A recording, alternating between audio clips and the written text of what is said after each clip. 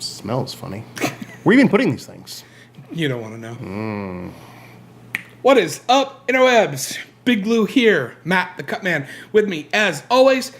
And we have just come from a galaxy far, far away from watching Solo, a Star Wars story. And boy, are my arms tired. Wait, that's not how that joke works. No, not even a little bit. Directed by the hatted one himself, Mr. Ron Howard. Mostly, yeah. Mostly directed, not mostly hatted.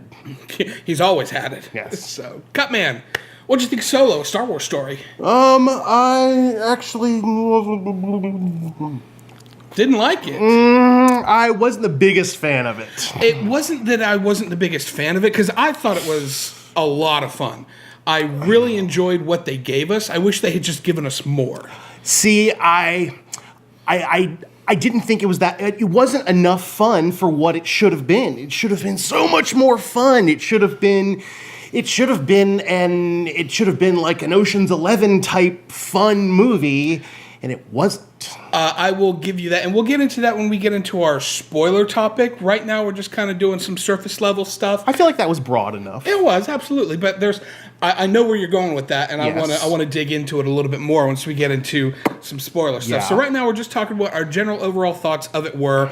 There were a lot of moments in this film that I agree with you, felt like it could have been more. When I was driving home the night we saw it, I had in my head, it was like, this movie was very, very surface. It was kind of like the difference between surfing and scuba diving. Surfing can be a lot of fun, but when you scuba dive, you can see the whole world. There's a lot of depth, and it just is broad and vibrant and stuff. And I felt that this movie lacked that a great deal. Yeah, there was. You're right. It was very two-dimensional. Yeah. And I need more for a Han Solo. Yeah. I mean, that's not to say anything against Alden Ehrenreich. Yeah, I thought he did a fine job for what he was given. And you know, there were some issues with some of the others, but I thought the problem was with the story. It just wasn't. Didn't do it for you. No, And I feel like they maybe shot. I know they didn't, but it felt like they shot the first draft. Really? Yeah. Okay. Well, and that's fair. My issues with the story were not so much that they shot the first draft, so much as it was that what we got felt just like it was just going through the paces. It was like, this to me felt like the pilot episode of a really cool TV show. You know how like the pilot episode is, okay, we're introduced to all the characters and now we're off to the races. And it doesn't really get deep into what's going on until the third or fourth episode. Did you... So this to me, what this needed to be was Casino Royale. This needed to be the Casino Royale for the Star Wars universe, where it introduces the character, where like in Casino Royale... It you mean the Daniel Craig Casino Royale? Yeah, not the spoof. Okay. Sorry. See, that's still where my mind goes when people say Casino Royale. Sorry. is the 70s spoof version. But the Daniel Craig version. The soft reboot of the James Bond universe. Right. I thought it was great. I thought it reintroduced James Bond to not campy and corny. Yeah. It brought him into the real world, and it showed how he became who he was, and how he turned into James Bond. But he also started out as a killer. He was still an assassin. Yeah. I feel like Han Solo was just kind of a wide-eyed kid trying to make his way around the universe. He wasn't the Han Solo that we know and love. No, and I didn't expect that. There were definitely elements of the Han Solo that we know and love that I could see in this, but I know where you're going with this. It wasn't Han sitting there across from Ben and Luke going, right. You've never heard of the Millennium Falcon? I mean, no, it was not that. I wanted it to be shades of that, though. I wanted to see how there could be, the evolution of, A to Han. Yeah. But that I don't see how you get from what we just saw to Han Solo from A New Hope. I don't see how the evolution of that character. I do see it for Lando. I saw that right away. I'm just wondering when Elon Musk finished the time machine, because somebody went back in time and got a young Billy D. Williams to replay his role. Donald, man! Holy crap. When he starts talking, yes, cheers. Oh, yeah.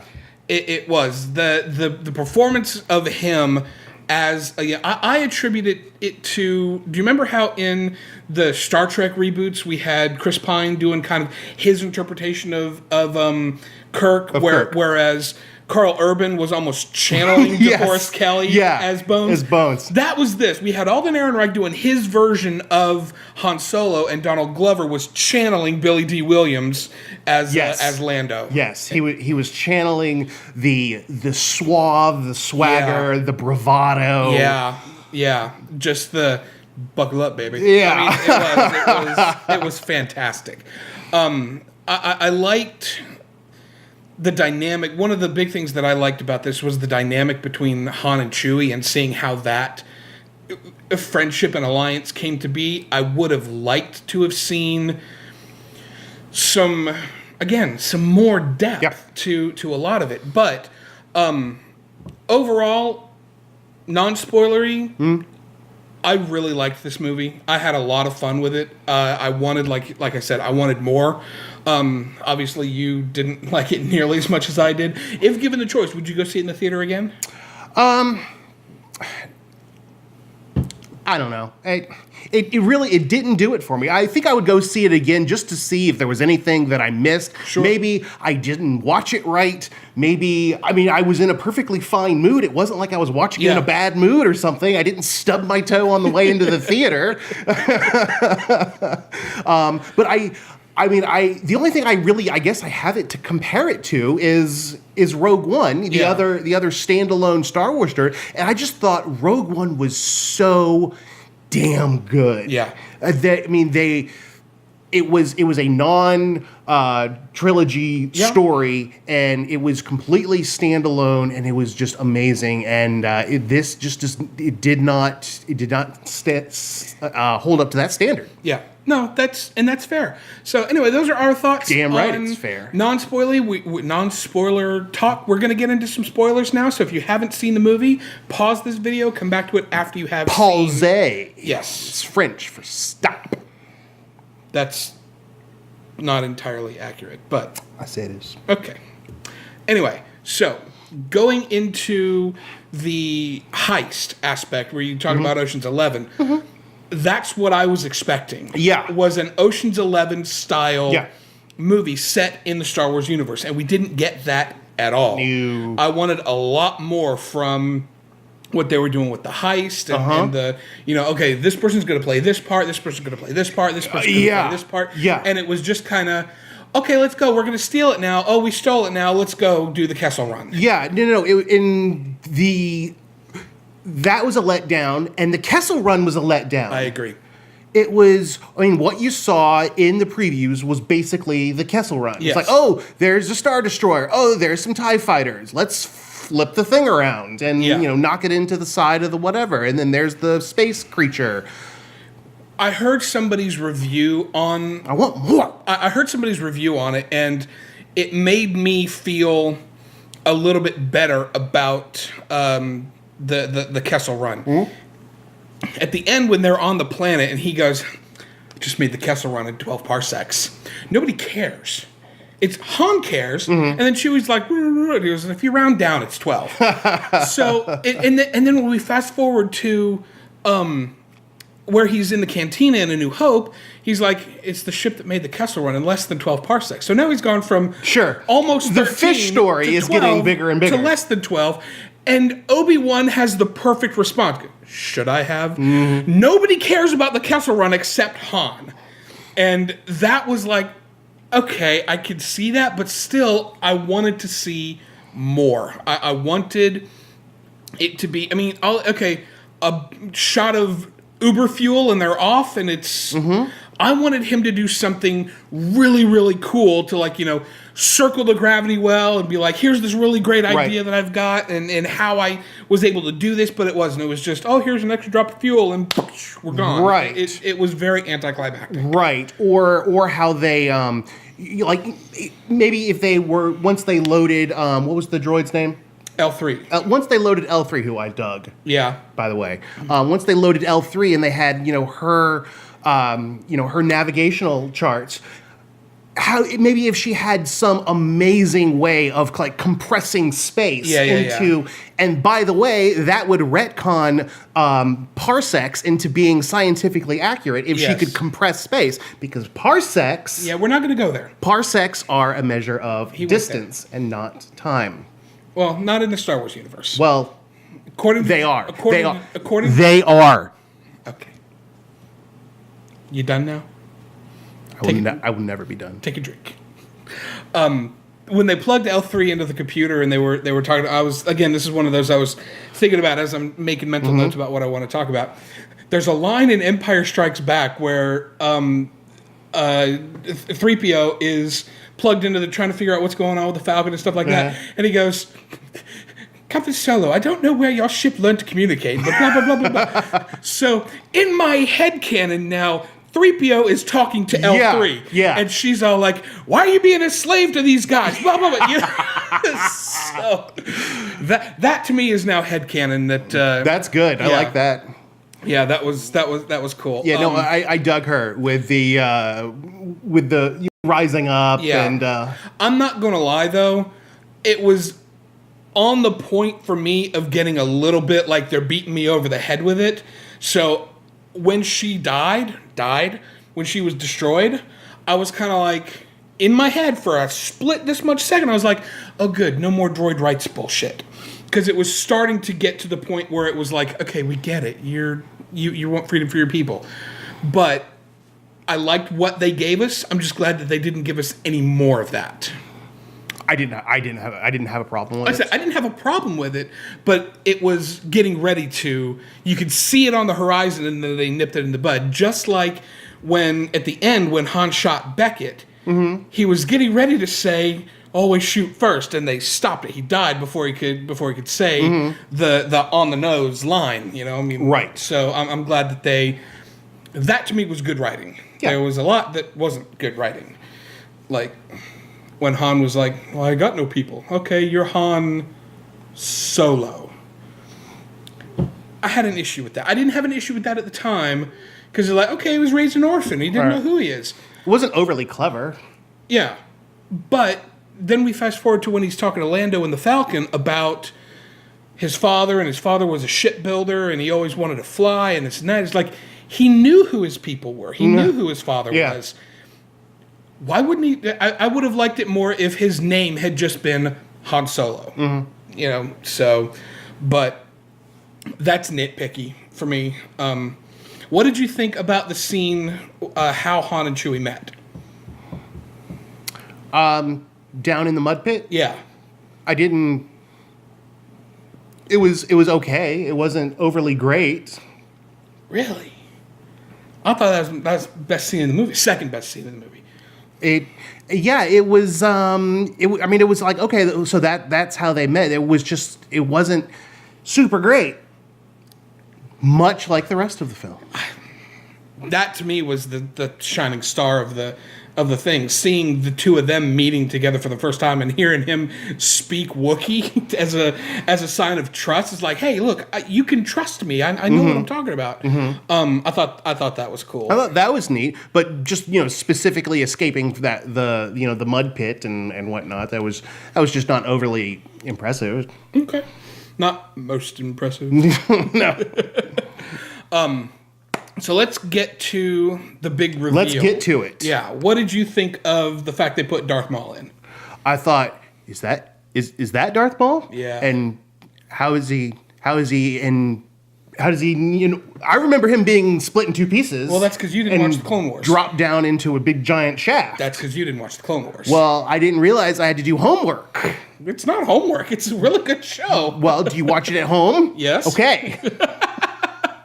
No, this to me was the first time for years, those of us that watch all the cartoons and read the comics and read the books and stuff like that have always said, I wish that the movies would pay attention to what they're doing in the extended canon stuff as much as, it'd be a thing. Up until now, it's just kind of been, the movies have been like, oh, you can play in our sandbox. Isn't that cute? No, I don't have a problem with it at all. I would like for that to have happened in the beginning of the second act, so that we could have, so the movie would have started to get interesting a little sooner, and then we could have an actual payoff. Whereas the movie's blah, and then it's actually interesting. Roll credits. Yeah. I like that they saved it though, because had Han had any encounters with Darth Maul, it would have, or Lord Maul, he's not a Darth anymore at this point, but it would have retconned what he believed when we meet him in A New Hope. Because remember, he didn't believe in the Force. Right. He doesn't think it exists. Yeah.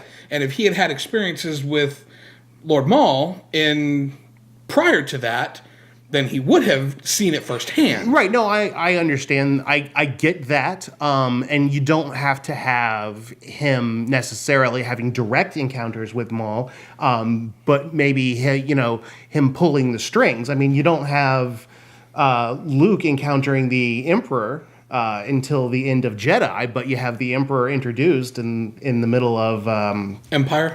Empire. So yeah. I don't know. I felt that we got that with Paul Bettany's character was, to me at least, clearly taking orders from somebody. Like, he wasn't the head honcho. I just didn't see it coming that it was going to be Darth Maul. So, speaking of which, what did you think of the rest of the cast? We've talked about Lando and we've talked about Han. What about Beckett and Kira? Okay, loved Beckett. Yeah. Well, it's Woody. Yeah. How can you not? Yeah, I didn't know. It is Woody. Yeah. And I thought I always liked Paul Bettany. Yeah. Just about, he can't do wrong. I agree with that. Kira was okay. I was distracted by her physical prowess. Well, she didn't really have much physical prowess till the end where she was fighting Beckett. No, I mean her physical beauty. Oh, okay, yeah. The beauty prowess. Yes. Yeah, she's a fine-looking woman. Fine-looking woman. Thank you, Charlie. No problem, Josh. That's a West Wing reference for those of you playing the Interwebs home game. Oh, there we are. Yeah. Something good happened. I didn't have any problem with her. I'm glad that we knew that they were romantically involved from the very beginning, because one of my least favorite things in a movie is when especially a fast-paced story like this one, where you meet two characters and they were supposedly had just met, and all of a sudden they're completely in love with each other, and it's like, really? No, don't really buy that. But I like that they had history and we got to see that history. So that was fine. Yeah. So, anything else that stands out that you were like, ooh, I want to talk about that? I'm glad that we got an explanation on the Falcon. Yeah. And it was nice to see the Falcon in its shiny, pristine condition. Yes. Yeah. And how it that damn satellite dish just keeps getting knocked off. You would think they would redesign it. Right? At some point, someone's got to sit back and go, internal satellite dish. Yeah. Let's right? we have the technology. We can do something like that. So, I liked one of the things that I kind of got a kick out of was in the very one of the opening shots when they were on Corellia is we got to see the Star Destroyers in the stages of construction when they were raising up the bridge unit, the T that's across the top of that. That was cool. I wish we had more of that. I agree. I'm hoping that we won't get to see it because it'll be a different time period, but the Favreau TV show or streaming show will I think give us a lot more to chew on, and I'm really looking forward to that. Speaking of Favreau, Favreau as the little other character that hey, is that a Wookiee? A Wookiee. Mo, you've never slept as good in your life until you curl up in the arms of a Wookiee. Or the sweet embrace of a Wookiee, whatever it is that he says, but it was a good line. one of the things that stood out to me was the score. I loved the music in this. John Powell, I think, just knocked it out of the park again. I thought it was great. It was again. It was okay. It didn't. Really, the pomp and circumstance, or the Imperial March done as a recruiting theme played in a major key and stuff? I got that, and I liked that. I liked that they actually had a commercial for that. I thought that was clever. Yeah, I thought that was clever and cute. But the actual the overture and the score, it didn't sing to me the way an old Johnny Williams would. Well, no, but nobody's ever going to sing like Johnny Williams. I mean, that's Michael Giacchino came close. With Rogue One? In Rogue One. Oh, I disagree. I did not care for that score. Huh? I mean, the music itself was fine. It just, to me, didn't feel like Star Wars music.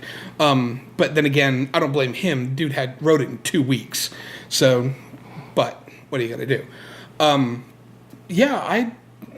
Obviously, I like this movie a lot more than the Cutman here, and I think. Sorry, I didn't mean to be a sourpuss. No, I don't. Don't be sorry, because that's the consensus that I've been reading on people's reviews and reactions about this movie, is that it is not divisive in the same way that The Last Jedi was divisive. That movie was incredibly divisive. This movie's just really. Everyone seems to either be where I'm at, where we really really enjoyed it, or where he is like, okay, that was good.